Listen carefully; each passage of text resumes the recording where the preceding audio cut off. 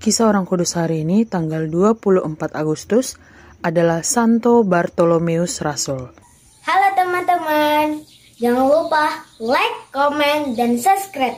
Jangan lupa juga ya hidupin loncengnya. Selamat menonton channel Pak Aman. Dadah! Santo Bartolomeus adalah salah seorang dari ke-12 Rasul. Dalam Alkitab, ia disebut Nathanael atau Nathanael Bartolomai atau Nathanael anak Ptolemeus. Nama Nathanael hanya disebutkan dalam Injil Yohanes. Dalam Injil-Injil Sinoptik, ia disebut juga sebagai Bartolomeus dan selalu disebutkan bersama dengan Filipus. Sedangkan nama Nathanael tidak pernah disebut. Sebaliknya dalam Injil Yohanes, Filipus dan Nathanael disebutkan bersama, tetapi nama Bartolomeus tidak pernah disebut.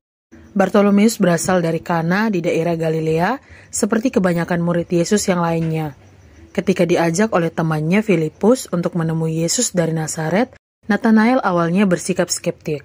Filipus bertemu dengan Nathanael dan berkata kepadanya, "Kami telah menemukan Dia yang disebut oleh Musa dalam kitab Taurat dan oleh para nabi, yaitu Yesus anak Yusuf dari Nazaret."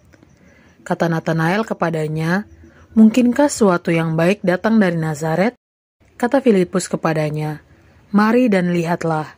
Yesus melihat Nathanael datang kepadanya, lalu berkata tentang dia, "Lihat, inilah seorang Israel sejati, tidak ada kepalsuan di dalamnya." Kata Nathanael kepadanya, "Bagaimana engkau mengenal aku?" Jawab Yesus kepadanya, "Sebelum Filipus memanggil engkau, aku telah melihat engkau di bawah pohon ara."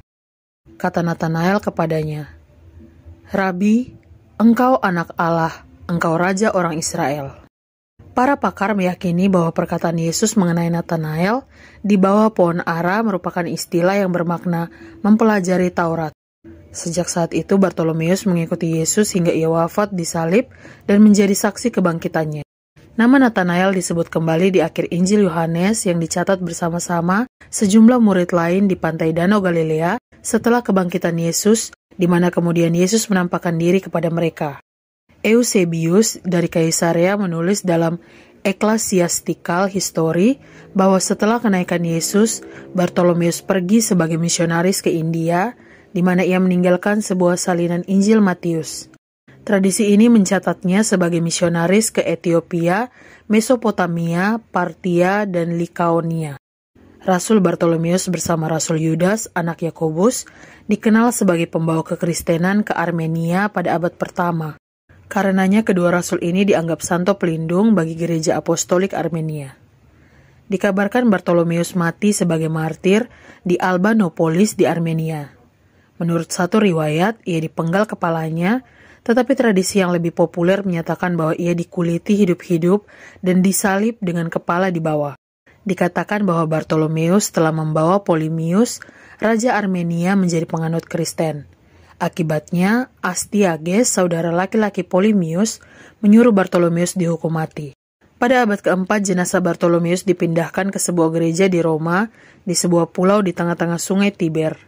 Pada abad ke-13, biara Saint Bartholomew Monastery didirikan di Armenia pada tempat kemartiran Rasul Bartolomeus di provinsi Vaspurakan di Greater Armenia yang sekarang bagian dari Tenggara Turki. Gereja merayakan pesta Santo Bartolomeus setiap tanggal 24 Agustus.